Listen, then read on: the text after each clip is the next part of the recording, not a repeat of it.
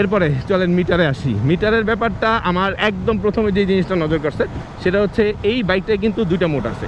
আপনারা দেখতে পাচ্ছেন এখানে আছে ই মানে ইকো মোড, আরেকটা আছে এস মানে স্পোর্টস মোড।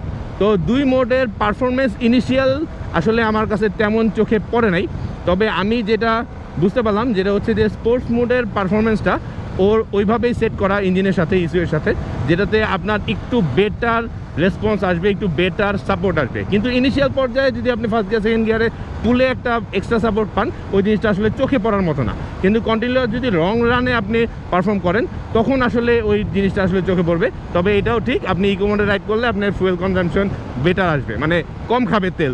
আর যদি স্পোর্টস মোডে রাইড করেন তাহলে আপনার তেল কিন্তু একটু বেশি খাবে। পাশাপাশি ঘড়ি দেওয়া আছে, যদিও টাইম অ্যাডজাস্ট করা হয় নাই। আর এখানে তো ফুয়েলের লকটা আপনারা দেখতে পাচ্ছেন, আর গিয়ার ইন্ডিকেটরও দেওয়া আছে। আমি 6 গিয়ারে খুব স্মুথলি রান করতেছি। এই রাস্তায় টপ স্পিড হচ্ছে 80, আমি এখানে 74-70-এ চালাইতেছি স্মুথলি। আমি আসলে স্পিডিং পছন্দ করি না। এই হচ্ছে টোটাল মিটার।